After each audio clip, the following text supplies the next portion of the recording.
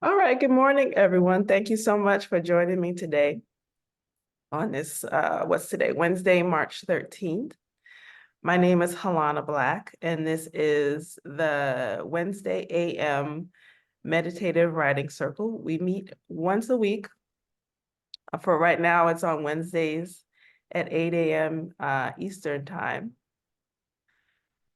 And the goal of our group has three goals. Three goals, I'll say. Number one is to develop the habit of starting the day with the expansion of our own creativity. Why? Because I feel like it helps us to become a better writer. You don't have to be a writer to be a part of this group. This group is open for anyone who may call themselves a writer, who wants to be a writer, or someone who even likes to journal from time to time. But I look at writing as a way for people to be able to learn more about themselves, who they are, and to learn what's important to them. Number two, the benefit of being a part of the group is to explore the benefits of meditation, particularly what meditation is and what it is not. And so there's a lot of ways that people learn meditation, and they pick up meditation from a lot of different spaces. And it's often from a very masculine, I guess, sort of a disciplined way of experiencing it. And depending on who you are and where you come from, that sort of a teaching may not work for you. And so I wanted to be able to offer an opportunity for people who have limited access to meditation and don't really know what it is or how it works or why people should be able to do it. I wanted to combine meditation with writing to be able to help people to learn more about themselves and to have more tools in their lives to be able to learn how to use those tools. And then number three is to help you discover parts of yourself that you'll continue to explore once the circle is over. I just mentioned the use of tools that we all have to be able to help us experience peace and calm, that we can sort of pull out of our back pocket whenever we need them. And what I find is that the more I learn meditation, the more I do meditation, the more my whole life becomes a meditation. Because I'm able to use what I take in the meditation itself and sort of pull that through the whole of my entire life and everything that I do, so that I don't feel like I'm, sort of running ragged from one thing to another. And so all of those things are really important to me, and I wanted to be able to share that. So the circle is free. I do this once a week. And so the title of this week, what we're doing this week, is we're talking about the transformational power of solitude, which is good morning, Miss Carolyn. Good to see Good you. morning. Nice seeing you too. Look beautiful. Oh, thank you. Mhm. So we're talking about the transformational power of being in solitude, Mhm. which is something that I've learned over the last few years, that solitude is really an important state of being that I think a lot of people like to skip over. We don't want to be, we don't like to be alone.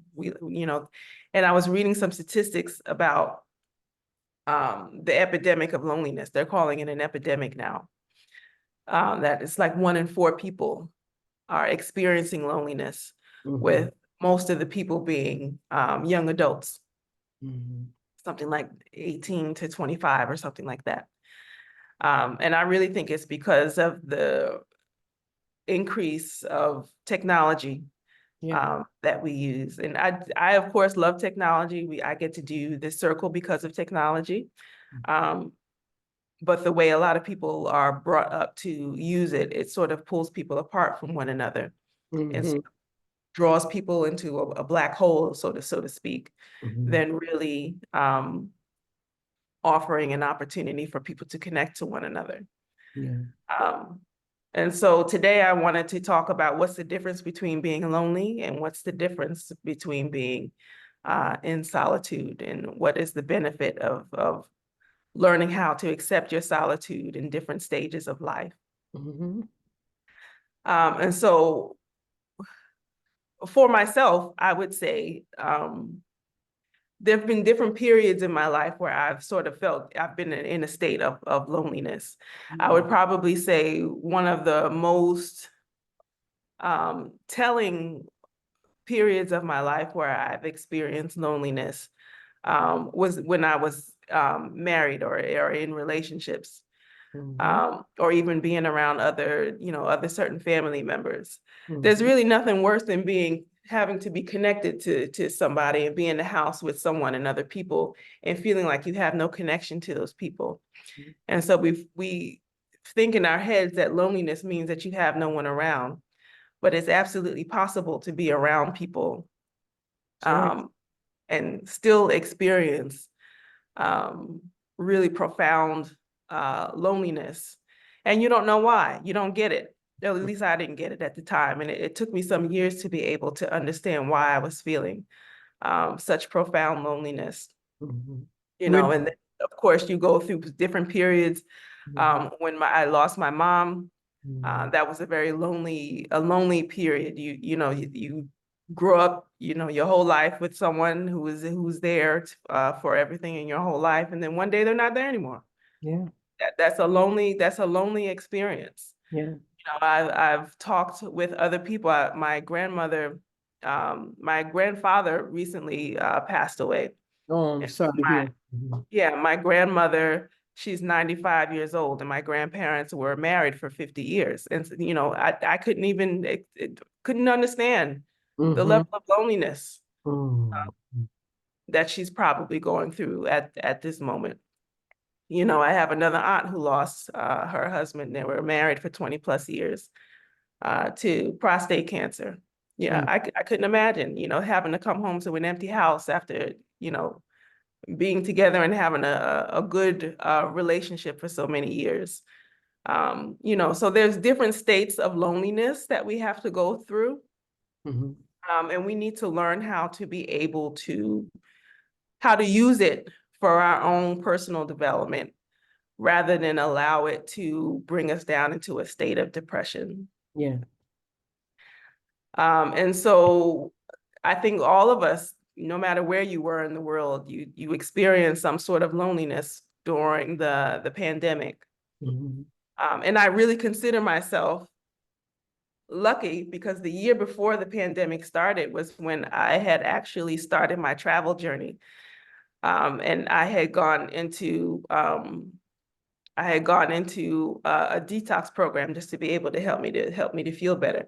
And it Mhm. was only supposed to be several weeks of a detox journey, which turned into 6 months. Wow. It's great. Yeah, it really was. I didn't feel like it was at the time because it Oh. was hard, it was painful. But Mhm. I was so sick. I Oh. was so sick at the time that I really needed those 6 months. And had I not gone overseas, I had done it while I was in Thailand. Had I Mhm. not gone overseas to be able to experience that, I would never have done it had I stayed in the States. And Mhm. honestly, I believe that had I not done that, I probably would not have survived the pandemic, Mm.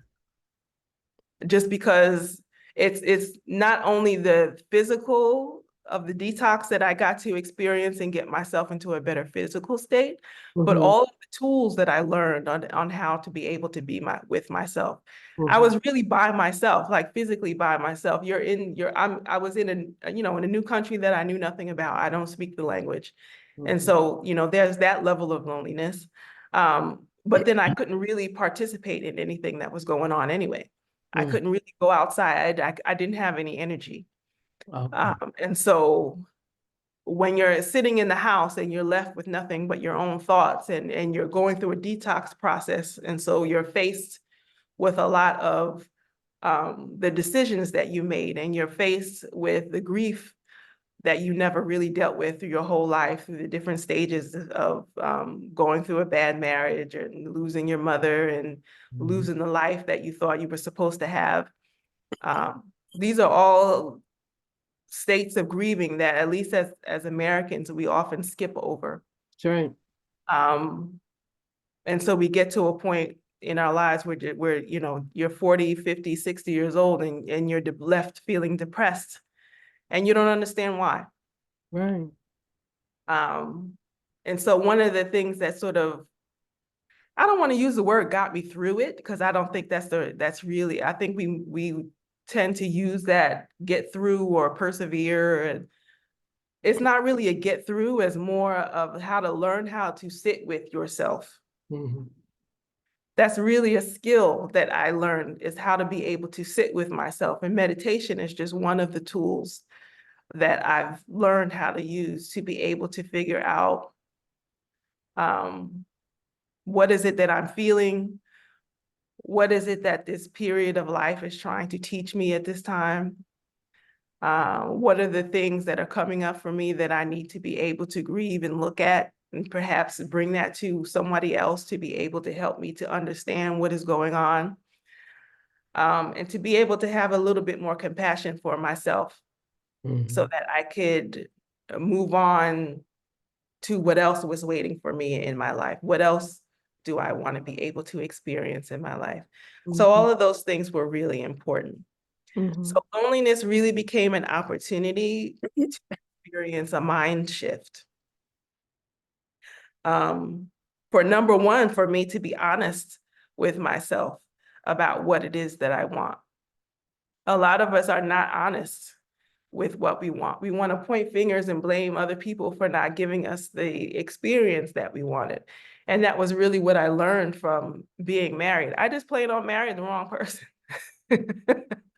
I mean, I could have, you know, I could sit and argue about, you know, what the other person did and what they said and all sorts of other things.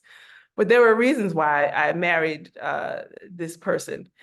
And had I been in a better mind state, had I had, you know, a higher sense of self-esteem, I wouldn't have married him at all. You know, I would have left him where I found him.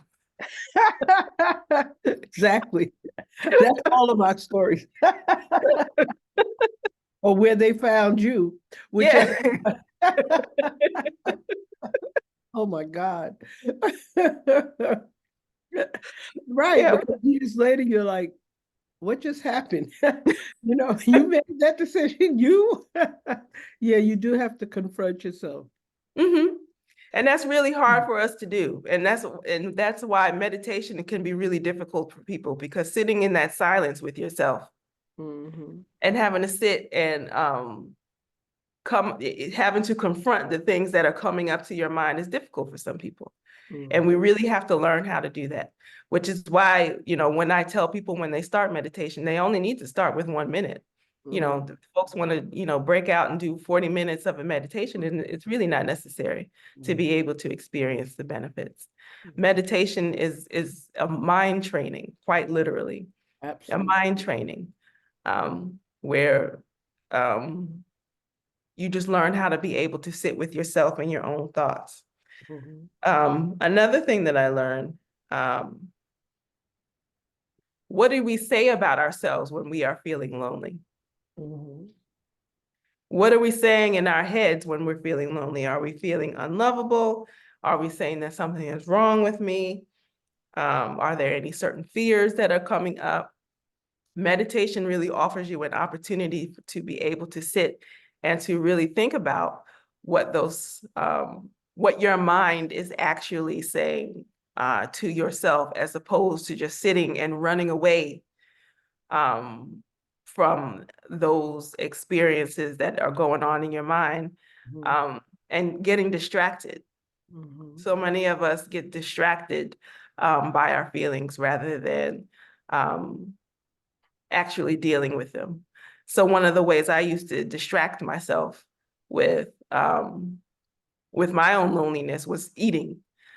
I used to eat a lot. Like I always tell people I've lost 100 pounds by using meditation. Really, it's, people say, you know, it's the discipline of the eating, what, you know, and some of it has to do with that.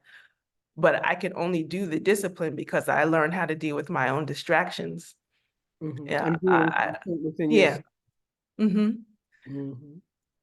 So rather than, using pancakes at 2 o'clock in the morning because I was, got into an argument with my husband and couldn't deal with it, Mhm, you find other ways to be able to get away from it.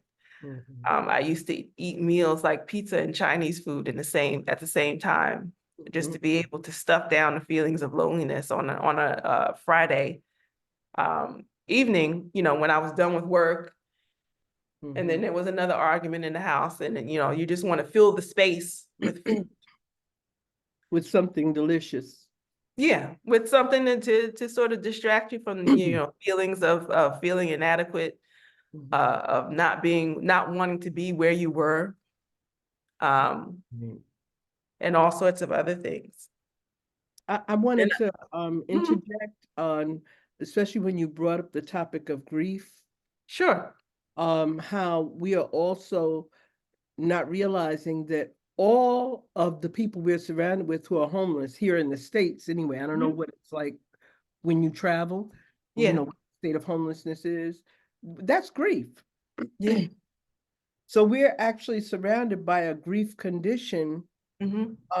that is affecting us whether we know it or not. Hmm. Absolutely. I Yeah, used to work in nonprofit organizations as an educator. And so I work with a lot of adults yeah, who were coming out of, addiction yeah, situations or coming out of prison and things like that. And some of them were often homeless in their situations. And so, yeah, you're right. There is a certain level of grief, and there really is no resources to be able to help them with that part.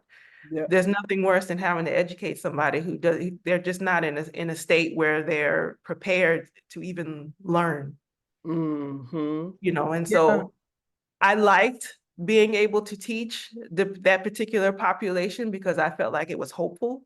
It gave them something to look forward to, Mhm. you know, but whether or not, it was actually helpful for a lot of people, for some people it did, that they were actually able to get their lives together, Mhm. to be able to move on. But other people, it just became a place, that just better than being where they were, you Yeah. know. And that's what it comes down to. Um, Yesterday, may I share this? Yeah, sure. Yesterday, I had an experience because I do acupuncture, ear acupuncture at a facility that serves substance abusers, Hmm. people coming out of addictions. And I did auric massage on someone. And then I asked him if he liked lavender. And he said yes. And I took the lavender oil, put it on my hands. I said, may I put it in your hair? And I put it in his hair because he told me he was living between three shelters. Hmm. And when I touched him, he broke down and cried. Oh, wow.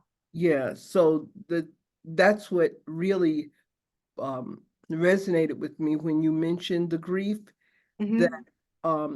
when he came in, he was smiling. A lot of people are hiding their grief behind smiles. Hmm. And it's only when you do something to them that they so crave, Yeah. they can't get, like the touch. People don't Hmm. understand how important touch is. And well, they understand it in that loneliness. Hmm. But the problem is, or the challenge could be, that you attract the wrong touch Hmm. for states of loneliness. Yeah, And absolutely. The wrong touch. You fill the space with all the wrong things, with people that don't need to be there, mhm, with drugs and alcohol, mhm, with food, uh, mhm, and just all sorts of other activities that don't do anything for you. Actually, it holds you back mhm, into a state, in an unhealthy state. mhm, mhm. Absolutely. So that's very important for us to be able to confront. And people grieve for different reasons. It doesn't necessarily always have to be the loss of a human being. There's all sorts of things that we lose. We lose out on opportunities. Um, the if you grew up in a household where maybe you didn't have the best parents, you grieve not having the opportunity to be raised, by healthy people. Yeah, All of those things are reasons for us to be able to grieve. yeah. And we need more of a process for that in our American culture to be able to process all of those things. Otherwise, we're just going to be, a society of people who are on depression pills and self-medicating in all sorts of other ways. So The living dead. yeah, absolutely. The living dead is really what we are. And I really feel like that was what I was before. I was able to learn some tools to be able to share with other people. So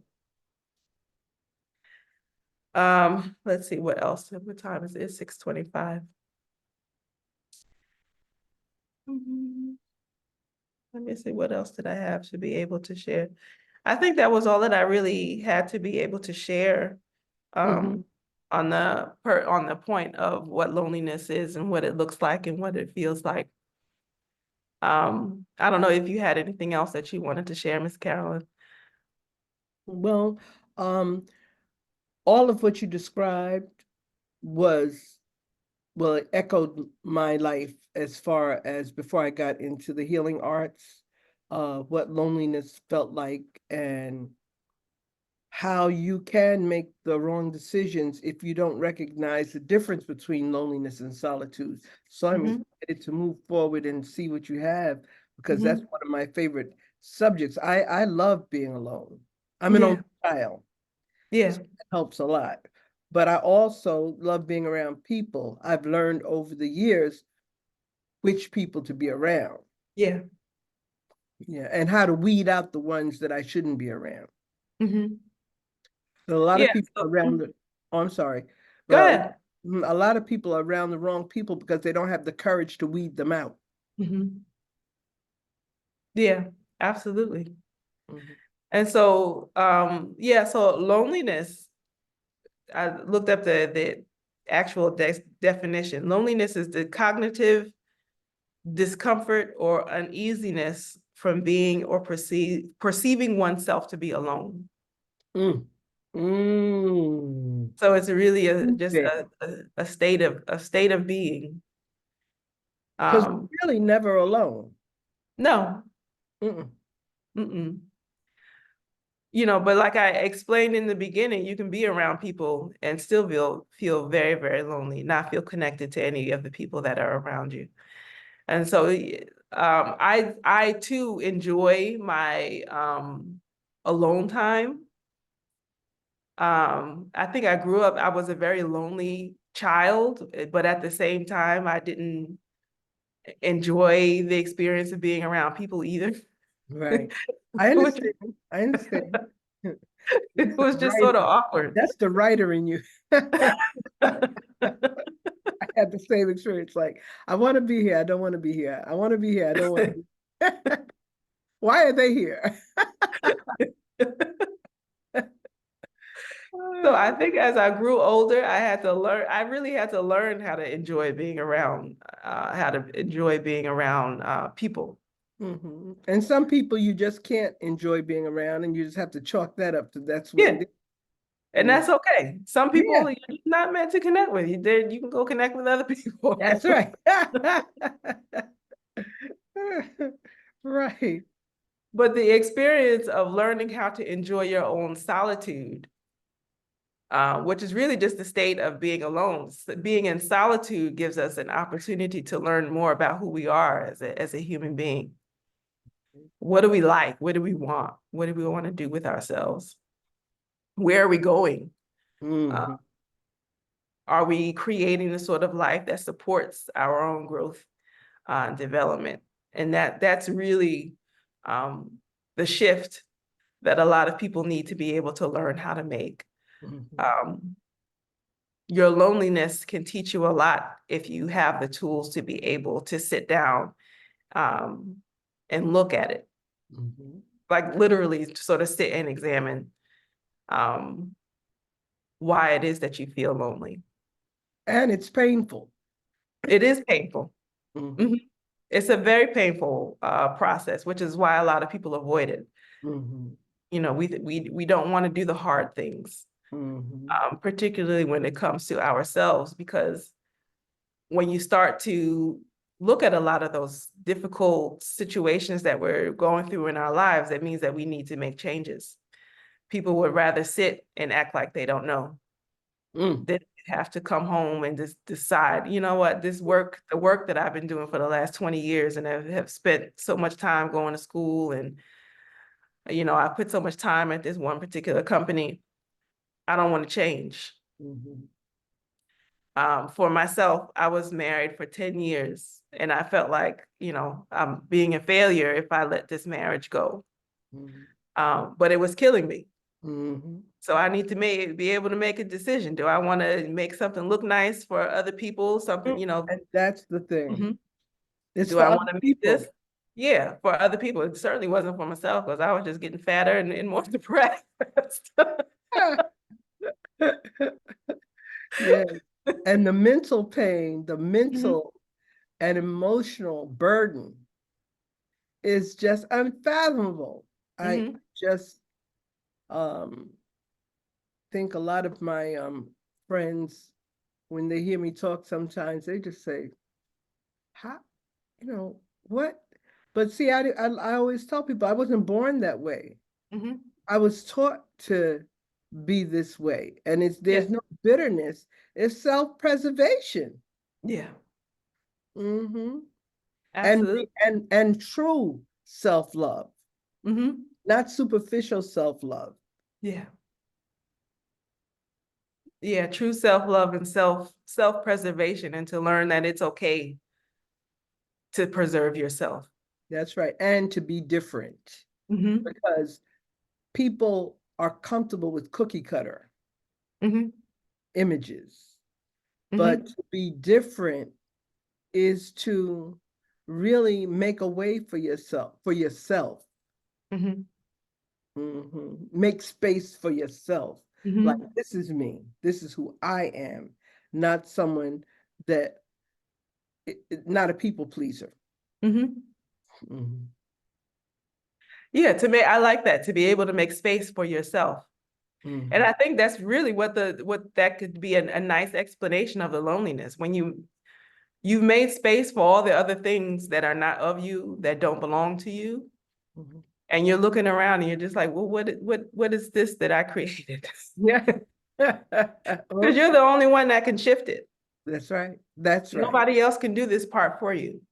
You Mhm, can't wait for your employer to tell you, we want to find you a different space that's going to be more comfortable for you. They're going to use you for the purpose that you showed up there, which is to help them to make money in some way, shape, or form. right. To um to serve a function within an organization. That's really your purpose. You Mhm, can't wait for the other person that you're in a relationship with to tell you that something in the relationship is off, whether it's a romantic relationship or a friendship. mhm, You have to be able to have the courage to be able to stand up and say, I want something different. And so either we can shift the relationship, that how we experience one another, or, we can just sort of let each other go with love and everyone can move on with their lives. mhm, Um, so yeah, making space is, I think that's an important skill. Let's see. mhm. And you mentioned jobs. I just want to say this very quickly because Mm, it's something that I really love letting people know. As a retired civil service worker, working as a civil servant isn't always, I guess, anywhere it could be not a pleasant experience, but it's often not a pleasant experience for various reasons yeah. without details. But the main thing is you have to look at the job for what it's worth. I worked for an educational organization, so there was free education. So the point I'm making is when you're working these jobs, have a dream for yourself that you're working toward. Hmm. So like Bill Withers said, keep on using me to use me up. But he brings out the point that the using is mutual, you know. So use me. I'm not going to let you use me up, but I'm here for a purpose higher than the one you see for me. Hmm. Mhm. Absolutely. There's nothing wrong with that. We want to be able to, if we can't get to where we want right now, then we don't think that the journey of trying to get there is useful. That's right. But there have been very, a lot of jobs that I have done to be able to get to the point where I am now, where I can travel and freely and even the work that I do, I'm a freelance writer. Even the work that I'm doing now, I'm realizing that that was really another vehicle to be able to get to the work that I'm doing now, That's that right. I can share with other people. And really, this is the work that I've always had in my head that I've always wanted to do, but I've never been in the mind state to be able to do it, to be able to follow through with it. Yeah. So I love my work as a freelance writer. I love what I'm doing, but I feel like it's coming to a point where in the next year or so, there will be a point where I'm done with it, or it will shift into something else, and Mhm. I will be doing more teaching and sharing classes and writing classes and things like Well, that. you're a natural for teaching, and I love your teaching style. Yeah, I love your teaching style. I love to teach as well. So I really recognize that in you and scramble my way to the computer when it's time for you to deliver. Oh, thank you so much. I appreciate you. Yeah, appreciate you too. So we can go ahead and go into our meditation Hmm. for today. And so the meditation is going to just to be able to give you something to be able to of what to expect while we're doing the meditation, because I think that's you're an experienced meditator, but for other people who watch Hmm. um, the replay, sitting in silence is challenging for people. So I want to be able to practice sitting in silence for about a minute, minute and a half, and see how that just to be able to offer it to people. And before and after it, I will offer some direction to be able to help us to be able to move through today's meditation. So Thank what you. I always do is I turn off um, the video just for a minute while we do the meditation. And what I do is I like to be able to sit wherever you are in a way that's comfortable.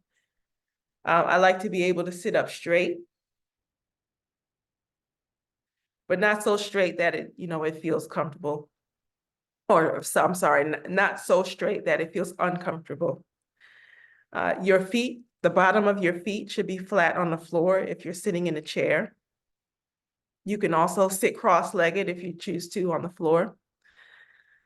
And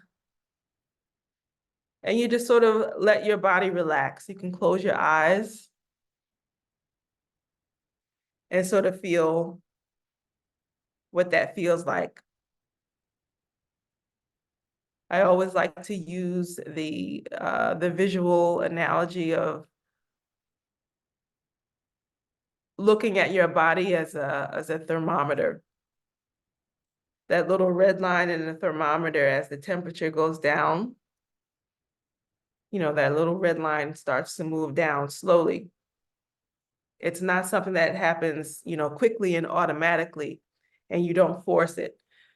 But as you start to calm down, that little red line starts to go down.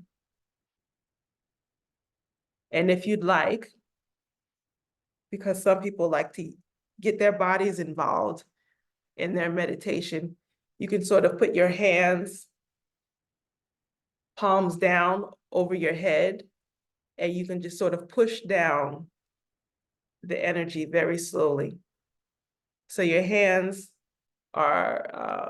your palms are face down, and you push the energy down past your face,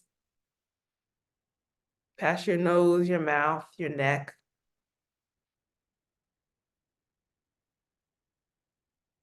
And all the while you're breathing normally, pushing down the energy all the way down past your waist.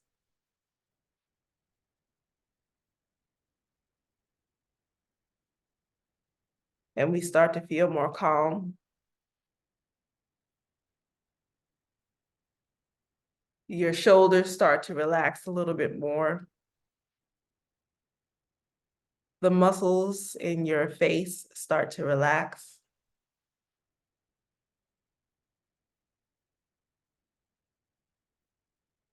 You don't have to put any energy into breathing.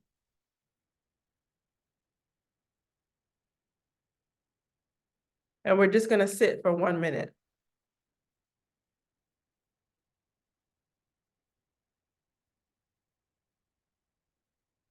Sit in silence for 1 minute and just sort of observe what your mind is coming up with.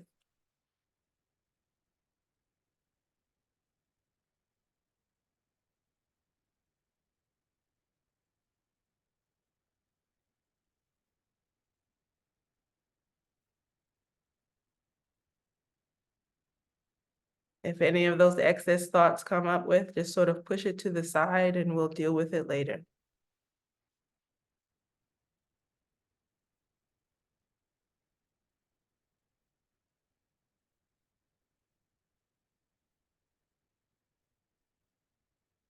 If you'd like, you can take your right hand and put it over your heart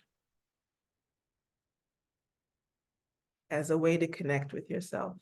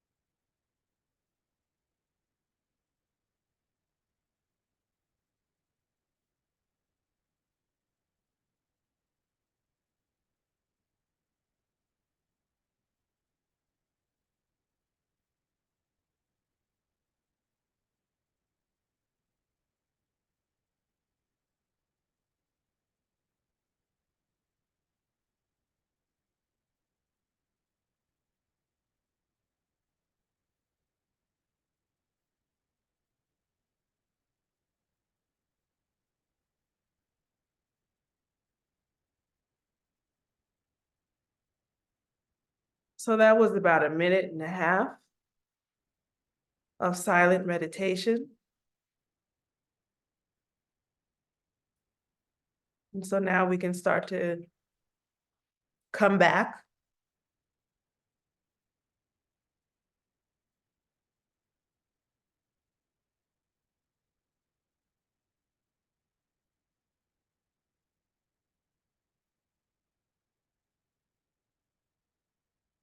And so after I get out of a meditative state, I think it's helpful to be able to sit for a few minutes with your journal and to be able to write about what came up for you during your session, no matter how long it was.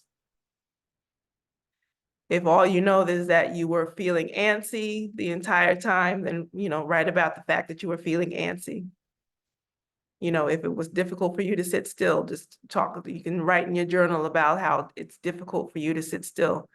And you start to ask yourself questions around why it is you feel that way. This is how we make the meditation and the journaling really come together and be useful for us. A lot of people think that, journaling is just something cute that we do, as little kids, we keep a diary. But it can actually help us to process our emotions and our thoughts, which is what we're really learning how to do here. So our first journaling question of today is to ask ourselves, where in our bodies, where in your body do you feel loneliness? Where in your body do you feel loneliness?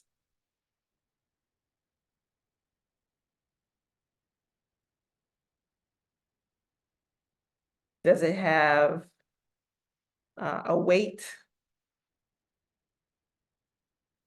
Does it have a color? Does it have a texture? A temperature?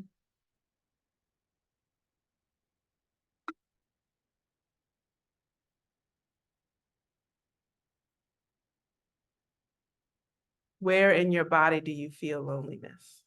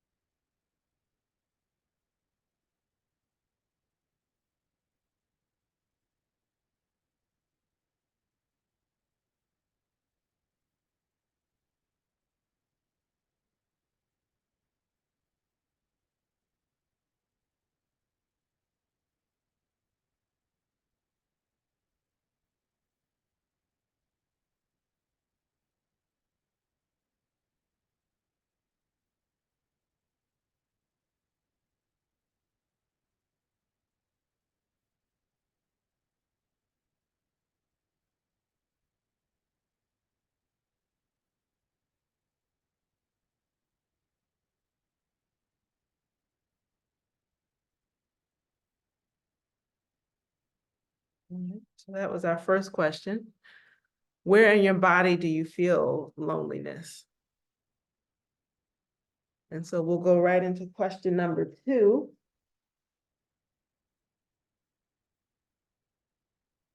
Which is, what stories do I tell myself when I feel lonely?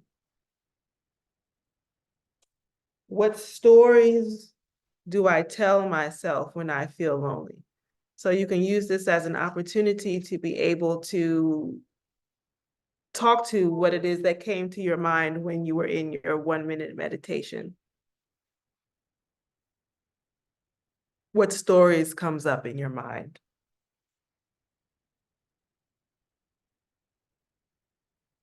When you're feeling lonely?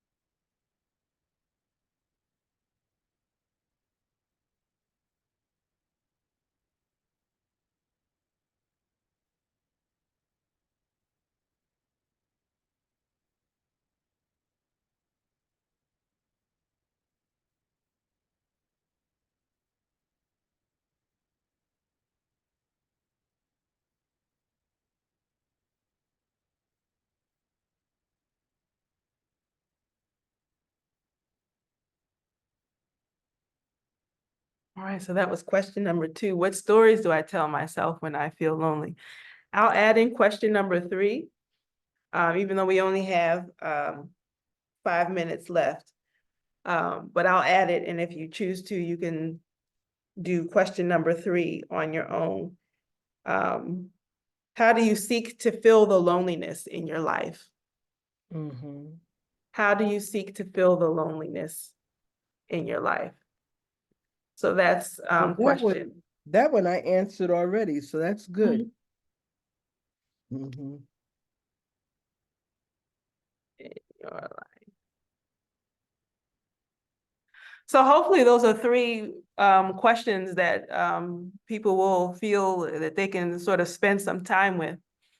I know we only have an hour, and I only give about 5 minutes per question to be able to tackle. But these are questions that you can sort of take into your journaling process for the rest of the week, if you'd like. And then that really is a sort of a therapeutic tool that you can use for yourself on a day-to-day basis. And if there are things that come up for you that would benefit from talking over with a therapist or some sort of a coach, then you can do that. That's how you can make those sessions a bit more useful for you. A lot of times we show up and to other professionals in an effort to say, I'm here to be fixed. But you have to lead your own healing process. This is how real, true healing happens. Sometimes it feels good to be able to work with someone else and to be in their presence, and we believe it's the other person that it's healing us. But it's our leading our own process that the real healing really happens. So, well, could I share? Sure. For the first question, I put, I don't feel loneliness. At times, I imagine a life that I once had going differently. Then I realized that who I am now wouldn't thrive in that setting. It was an experience to create today's me. Now, when my old friend loneliness comes to visit, I take her on a nature walk or to a museum. I ride a ferry or just offer her a gentle reprimand, urging her to fill her time with gratitude and acceptance. Then I continue in the realm of purpose. Loneliness doesn't like purpose. It's too sweet. Absolutely. I love that. That's so beautiful. Loneliness doesn't like purpose. Yeah. It's too sweet. I love that. It's so beautiful. And for the other one, what stories do I tell myself? Loneliness is if I woulda, coulda, shoulda space. I don't entertain that energy lest I become who I was or who I once was, fearful and minuscule. I choose joy, fearlessness, and